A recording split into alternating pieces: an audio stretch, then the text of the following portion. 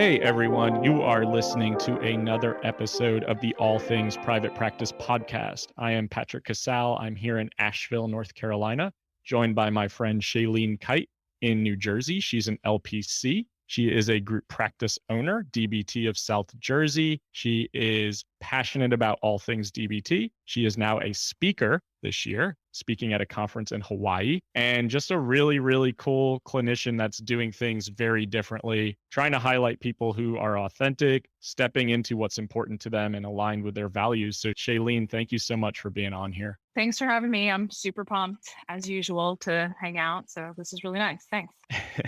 I want to talk a little bit about what we were just talking about. You have a new venture, and I want to talk about the fearfulness and putting it all together. I also want you to use this as accountability to make sure that that website goes up and everything gets posted by the time this launches. So tell us a little bit about what you just told me that you're creating and that you're really passionate about right now. Yeah. So I started a new, and it's funny, as I was describing it to you prior to recording, I was like, well, it's kind of like it's a business, like it's an LLC.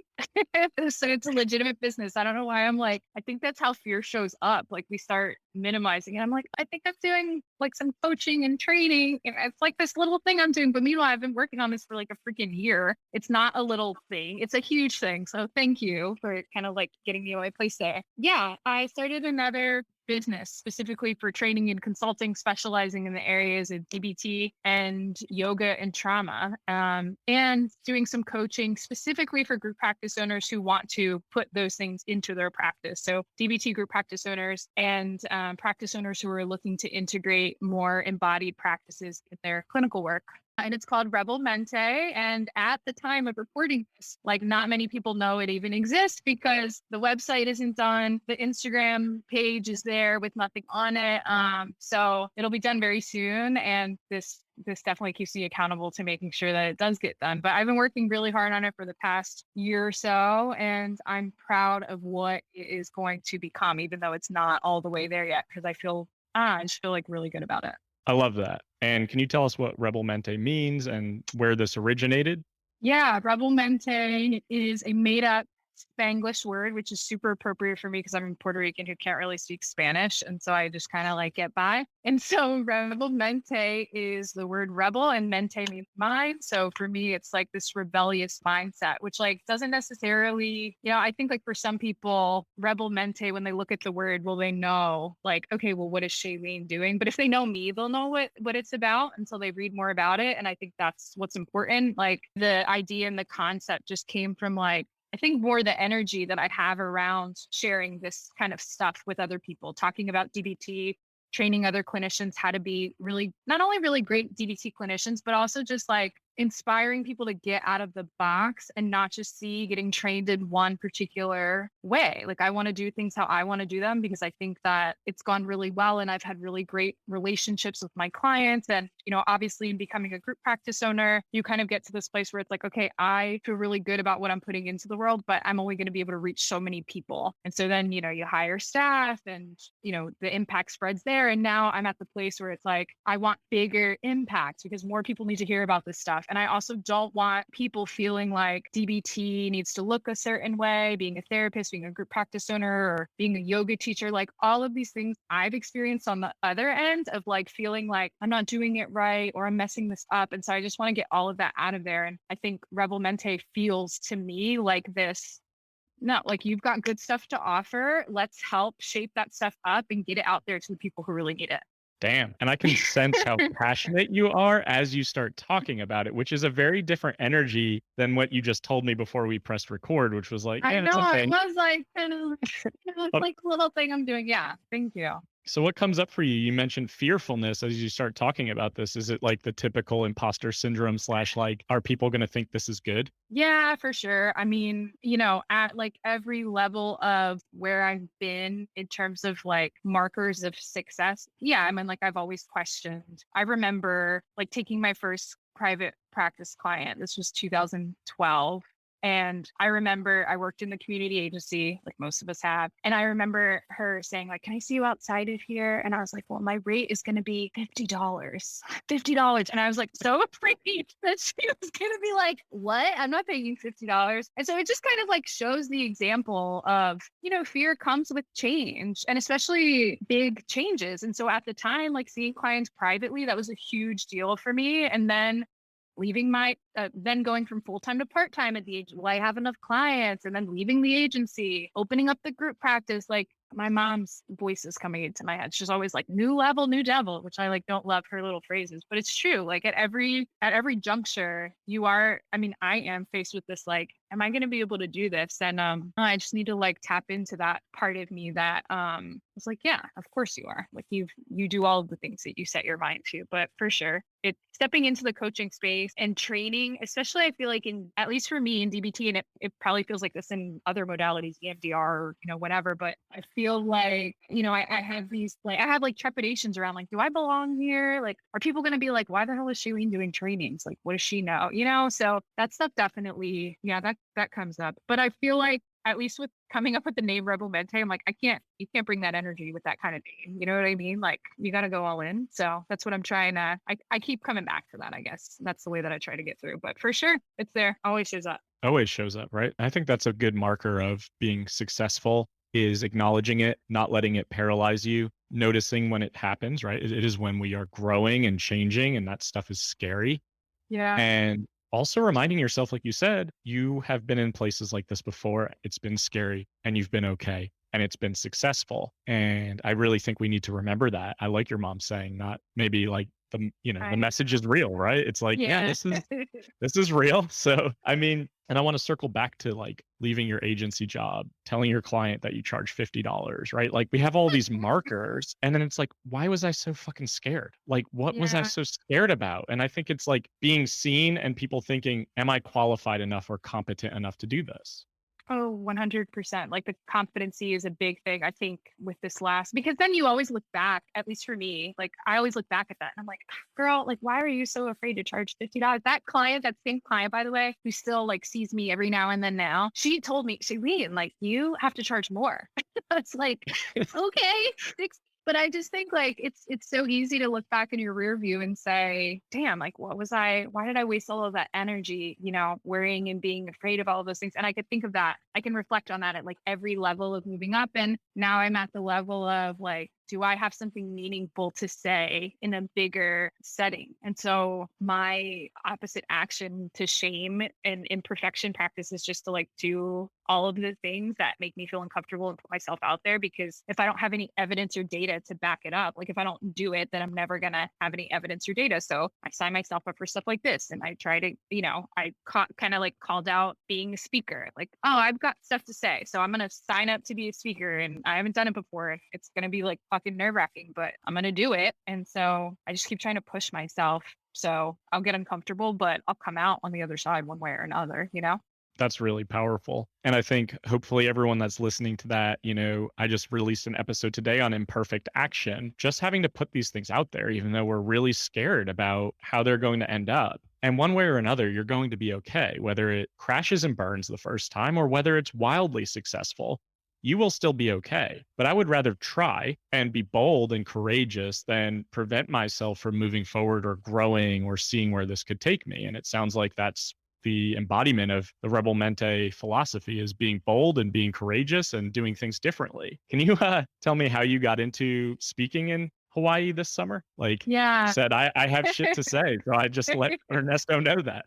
One good thing that came out of the pandemic is like all of the Facebook friends and connections, meeting you and my girl Katie May and Ernest, like so many people that I think like the pandemic just kind of drew us all in, and it was like, what's everyone doing? And we all got, and then people did new stuff, and it was cool to watch people do new stuff. And so there was just like this group that kind of formed for me in terms of like new friendships and watching really amazing people do really cool shit. So Ernesto was one of those people that I didn't know prior. And I was like, oh, this this is pre-pandemic. So like January 2020, before things got crazy. Also my first month back from maternity leave. And so, I see he does these really cool videos and I'm like, oh, this guy's, he's doing some really cool stuff. I want to get him out here. So I get on a consultation call with him to do a video for me. And he's like, oh, can you hear me okay? I'm actually in Hawaii right now. And I'm like, why are you in Hawaii? First things first. Oh, I hold a retreat or I hold this summit here every year. And I'm like, oh, I did not know about this summit.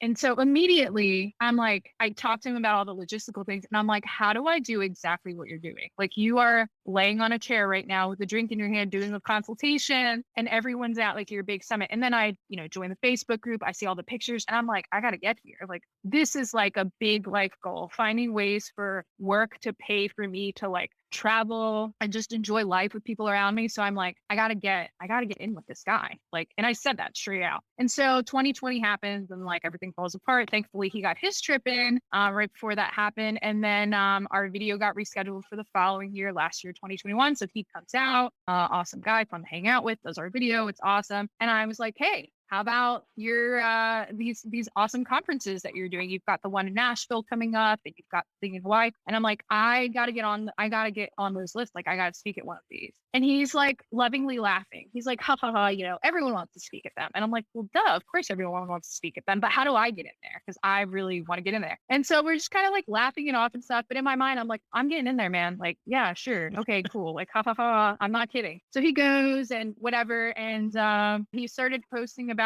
the not your typical therapist. I know that's something you're speaking at in May. And I just started texting him. I was like, listen, like what's going on with Hawaii? How do I get in there? And he was like, listen, like I got a long list of speakers that want to come and present, but send me something and I'll read it when I get back from Hawaii this year. I'm like, okay. So I came up with something that I felt like people needed to hear about. It's a clinical type presentation. And so I submitted something about basically integrating movement and yoga into trauma work and therapy. And I forget what I called it, but I know the subject line said something like, it was something wild. Like it was like in all caps and it was like bomb ass presentations for you to review post cocktails in Hawaii. Now that I've got your attention, here are two. And I like really put my heart and soul into this. And I was like, what do I think people really want to know? What do I think clinicians really want to know? And I think like in this regard, if I have a bunch of clinicians' attention, I want to talk to them about trying to find ways to make therapy not so like cognitive and talking all the time and think about like the rest of the body that's a part of the client, not just their mind and their head as they're going through therapy. And so he gave me his time and he read my email and he called me up and he was like, yo, I was blown away. Come speak in Hawaii. And I was like, yeah. So it's funny because people are like, what are you talking about? I'm like, I'm not fully sure. Like, I know the topic and I've got my outline. And I'm sure when I'm there, I'm going to be like nervous as hell, but I'm going to do it. And yeah, I'm super pumped about it.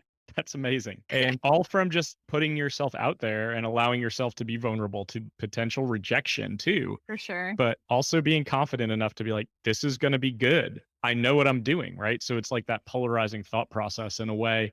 I'm not going to lie that my process was not eerily similar for the Not Your Typical Psychotherapy Conference. It was like, hey, man, I've got shit to say, right? Like people seem to like what I have to talk about. Like, let's make this happen. And he Facebook voice messaged me like, I'm just reaching out to all the speakers for Not Your Typical Psychotherapy Conference. And I was like, it's very cool how like there's a lot of fearfulness in that process, but it also can lead to such incredible results. And I think we have to embrace fear and we have to step into it in order to grow and to pursue goals and see where things go, because otherwise we're just holding ourselves back. And I see so much of that with a lot of limiting belief of like, I don't have anything to offer.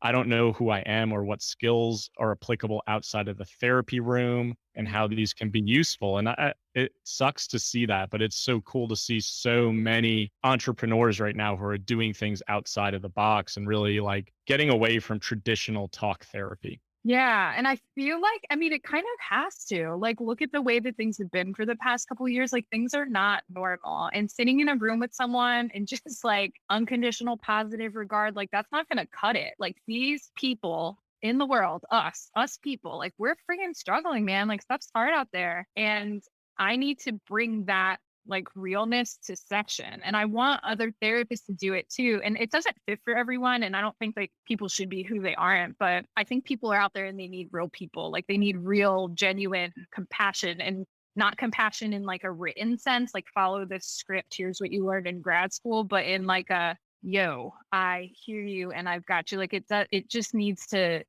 be real, whatever that looks like for people. And you know what you were saying earlier about the fear. I was listening to a podcast recently with James Clear, who wrote Atomic Habits, like obsessed with that book, by the way. He said that he started using fear as his gas pedal instead of his brake. And it's interesting because like as we talk this stuff out, you know, I can hear stuff from you. I reflect on things from my own of where like I was like, that's kind of scary. I think I'm okay. Well, like I'm gonna do it. I'm gonna move forward. I'm gonna do it. I'm not like I don't necessarily consider myself like a very, I don't want to say brave because I can reflect back and be like, okay, cool. Like that was brave or that was courageous. But like I'm a freaking anxious person, like 9 out of 10 a lot of the time. So I don't want people, kind of a lot of people listening to this are people who are kind of contemplating like what their next move is going to be. And I know that your space is a lot of inspiring people to kind of just like take the jump. If you fall, get up and go on to the next thing. To me, it's just like such a tragedy to hear people holding all of this like, oh, I think I would speak about this, or I might write this book on this, or I might do a podcast on this, but like not do it because they're afraid of what might happen. It's just like wasted talent. And the world needs everyone's gifts like full force right now. So I think like for myself recently, I'm trying to view like these big, oh shit, scary moments as like, let's drive forward and, you know, see what happens. We'll figure it out when we get there. I want to just like sit with that for a second for the audience to listen to that, because that was really powerful. And using that as a gas pedal instead of a brake is so crucial. And I think if we feel that fearfulness start to bubble up, that imposter syndrome, that anxiety, and I'm also a very anxious person, 9 out of 10 all the time, we're probably on the right track. And we have to almost reflect back to other times we felt that way and think about the outcome. And 99% of the time, it probably worked out pretty well by pursuing something that felt scary or bigger than ourselves at the time or insurmountable. Did you ever see the movie Bronx Tale? I was just thinking about a quote from that. Yeah. And he's like, the worst thing in the world is wasted talent. I thought of it as soon as I said it, and I was like, reference that, and how's that going to go? But I mean, it's a great movie. It's a great movie. And like, I agree with that. Like, it's like the worst thing in the world is wasted talent. Wasted talent. We are creative human beings. We've proven that through a global pandemic to see so many people, like you said, struggling. We need authentic, real humans showing up and helping spaces. And that doesn't have to look black and white. And that's really relatable because this is a unique time where we are all struggling simultaneously. Like I have therapy clients tell me about their struggle and I'm like, yeah, me too. But that's real. And like we're all in this right now. And we're like, when is this shit gonna end? You know, I have COVID as we're talking. And it's like, I do think that we need more and more people to move into that space of like, I'm just gonna like claim my power and I'm gonna embrace who I am and I'm gonna put it out to the world. And not everybody is going to like that. And that is okay.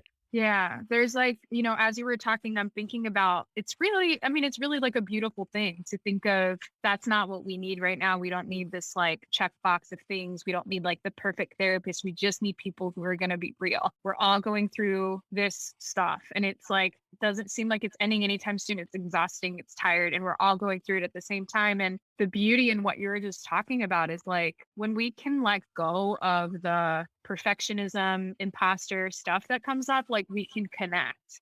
We can't do that when we're all worried about what everyone else thinks about. And so when you share how you feel, like you, Patrick, when you share how you feel, because you talk about this stuff all of the time, like it does for me, like, and I'm, you know, I've only just met you like not too long ago, but I mean, like I feel connected to you in that way because I'm like, oh, right, that's okay. Like it doesn't have to look perfect. It doesn't have to be this way. And like, there's a real beauty in shared experience of just common humanity. Like this is what we're all going through. And it makes it really hard to connect with one another and to really empathize with one another when we've got our walls up because we're afraid of how it's going to look. And, you know, at the end of the day, like it may look messy, but at least it's real, you know, at least it's authentic, at least it's true to you. Couldn't have said it better myself. And Cool. I think the more we share and disclose and show up in an authentic way, we attract and repel. Obviously, we attract people who are like, yeah, that's that's how I feel, or I feel similarly. And maybe some people don't like it, and that's okay. I think it normalizes, like you said, the human experience, right? Like we all fucking struggle in one way or another. We don't have to suffer in silence. We can speak about this stuff. Even as helping professionals, we can talk about the fact that we also struggle.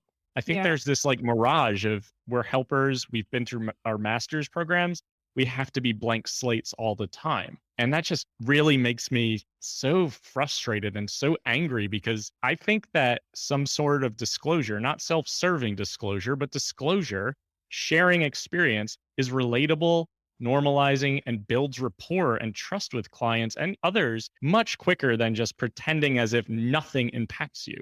Yeah, I gotta say, I think that's one thing that I feel like I'm thankful that, again, like over the pandemic Facebook season, I feel like, I've been able to, I feel the attraction and I feel the repellent. And the repellent is more of like a, hey, like, take what fits and leave what doesn't. And if I'm not your cup of tea, like that's okay. And so it really works out in a nice way because you're around people who you want to be around. And I've been pleasantly pleased to see just posts and what people talk about on Facebook as like the network has really grown about being more authentic and about being more real. Because I think like previously, I know there have been times where myself and other therapists have butted heads with those kinds of things. I think one thing in my favor in doing DBT, and I'm sure there are probably even other people who do DBT who may not be aligned with this idea as much as I am, but like in DBT, there are 6 levels of validation and they kind of like go up in intensity. So the first level is just like being awake and present and like nodding and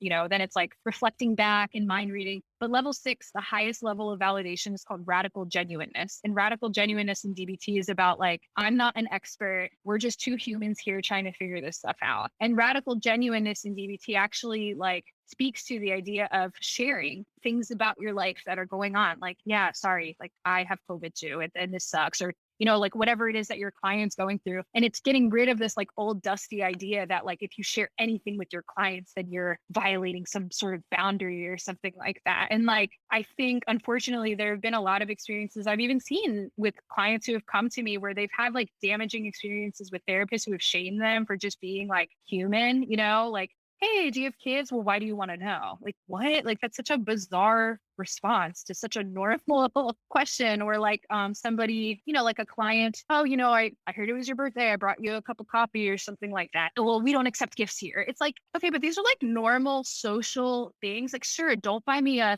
diamond ring because that would be really weird and we'd have to talk about that. But I just think like somewhere in the process of like graduate school and liability and probably working at agencies and needing to have policies for hundreds of therapists to all do the same thing, we kind of like lost our common humanity and our ability to have relationships in therapeutic relationships. And so it's kind of ironic, but it's refreshing to hear people kind of being like, listen, this is how I'm going to do therapy. And if you like it, great. And if you don't, that's fine too. Just keep it moving. But I want to be around more people who are in line with, the way that I'm seeing things and doing things. So I think that's what helps. Damn, Shailene's coming and just dropping truth bombs left and right today. Loving this. And I think you're so spot on. And I like to practice the same way in everything that I do. I was just talking about this. And I think it's just, we have to, if we want to find fulfillment and contentment and joy and satisfaction and motivation to do our jobs or pursue our passions, like we have to be aligned with our values too. And authenticity for me is a big value for me. I'm not a fan of disingenuous human beings or like people who are just not authentic. It's just, I have to operate that way in terms of what is important to me. So I like that there is a mass movement right now and not your traditional psychotherapy. I mean, Ernesto has a hand in that, but a lot of therapists are just moving away from like, this is how things are supposed to be done. And we're also seeing a mass exodus from the insurance panels too, because people don't want to have treatment and support dictated by what feels evidence-based or how many sessions you can get someone's problem solved. Yeah, or how much somebody thinks your work should be worth, which is like a big not okay in my book. Totally. Spot on. Yeah, I think I'm going to name this episode Radical Genuineness. Like, Oh, I I love it. think that's perfect because, that's kind of the emphasis of this podcast. And I struggle a lot when people are like, what's your podcast about? I'm like, I don't fucking know how to explain that. But I think it's about having real conversations and being more authentic as entrepreneurs and human beings and really just experiencing human experience together. So, I appreciate you sharing all of that. It's really helpful for me to hear, even on this side of the screen as well. Very, very cool. So, Shailene, while we're talking, like you have so much going on. You've got this group practice. You just purchased a building. I'm going to put you on the spot so you can take that in and hopefully feel a little pride in that. You're Thank speaking at you. conferences, you're going on podcasts, you've created, the Rebel Mente coaching program. Like, how are you feeling about all this? And where can people find more of Shailene and all of the stuff that she's creating? Yeah, I'm feeling good in moments. Like it's it's a surreal experience to, we were talking about this earlier. Like I think some of us in this group, like the entrepreneur, what is it? Like the always hungry mindset. Like it's a pro and a con for sure. Like I'm always like, what's next? What's next? What's next? And so the great thing about that is I'm like super freaking driven. And if I have the thought, like, I don't know if I can do it, I'm like, all right, I'm going to do it. And that's, a huge strength. But then the downside of that is like, when am I going to stop? And do I want to be doing this? Like, I have to notice that and really be able to kind of like coast intentionally instead of just like, I'm doing this just to do it. Or if I know that I'm doing it just to do it, that like, that's the decision that I actually want to make. So because of that, I think like I have the tendency to move through things pretty quick and not really like sit and be like, holy shit, like that was really cool. And so it usually happens in moments and reflections where I'm like, oh shit, I bought a building. That's cool. Like I own that. I'm going to pay myself rent for my own business. I'm going to pay my other business rent. Like that's freaking cool. So I'm kind of like taking that stuff in, and I'm sure as more stuff comes along, I'll continue to have those moments of reflection, which I feel like, that's kind of good too. It keeps me grounded without me getting like lost in, oh, this is so great and wonderful. It's like, yeah, it is. And like, okay, on to the next thing. People can find me at the time of this airing at rebelmente.com. There is a Rebel Mente at Rebel Mente on social media, on Instagram as well. It's Rebel, REBELMENTE, Rebel Mente. I'm on Facebook as Shailene Kite, and my practice is DBT of South Jersey. There's a lot going on there because that's been established for a little while. But I have to remember that, when DBT of South Jersey was first established, it was in 2015 when I was working 3 jobs. Like I was like, I'm going to open up a practice at some point. Let me just hop online and see what it's like to purchase an LLC. And DBT of South Jersey did not have a space until 2018. And at the time, I had no idea what it would look like. And so even though now I'm like, yeah, Rebel Mente is out there and, the website will be done and all these other things, like I also know that I have the ability to like build the train tracks before the train is running through the town and all. So I trust in that. And I hope that people who are listening, if they're sitting on ideas like that, that they feel maybe like a little bit more inspired to just take like one step, and then, maybe the next day you take another and maybe you don't. But at some point, if you just keep tying together these little actions from the dreams that you've had, then, who knows what you'll be sitting on. And I think like that's another really cool thing is like, I don't really sit down because I'm moving so fast. I don't really sit down and think like, wow, what's it going to look like at the end? Like, what am I going to look like when I sit down and retire? I'm doing some pretty cool stuff now. So who knows what that could be, but that's okay. I like surprises.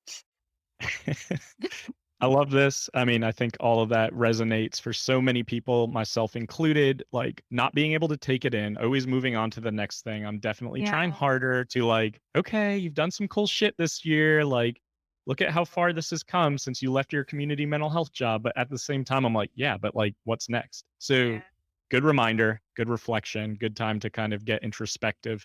And also, just like Shailene said, like just put it out there. My podcast episode today and most of my podcast episodes are about that imperfect action of like you build the plane as you fly it, so to speak. Like it's not about the end result. It's not about perfecting it and then releasing it. It's much more about just being like, here's my idea and now I'm going to figure it out because it's out to the world. And that's an accountability measure too. So I just want to say congrats on all of your success. And it's been a pleasure getting to know you and meeting in Asheville and like connecting over social media, even though you didn't take any of my Asheville recommendations on food. So yeah, anyone who's listening, Patrick is just like such a sweet person. This guy, I messaged him on Facebook.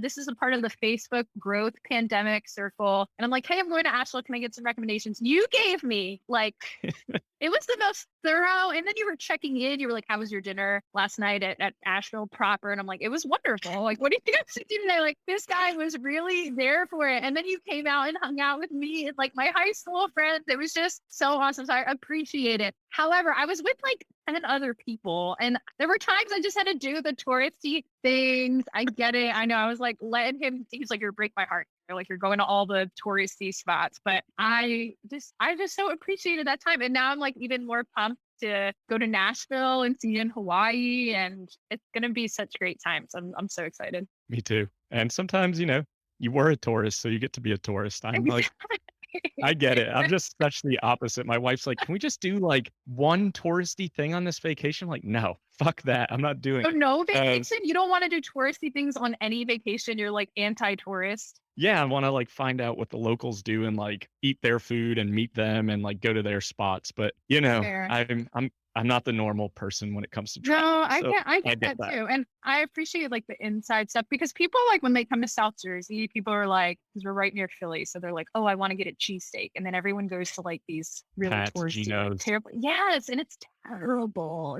It's terrible. Like there's so many other good cheesesteaks in South Jersey even. So I get that. I get it.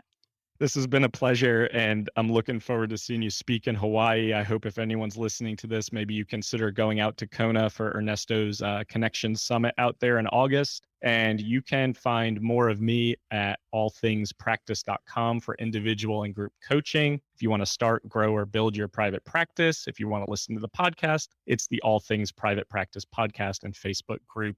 Shailene, thanks so much for being on here. And we will see everyone next Monday. We release episodes every Monday morning.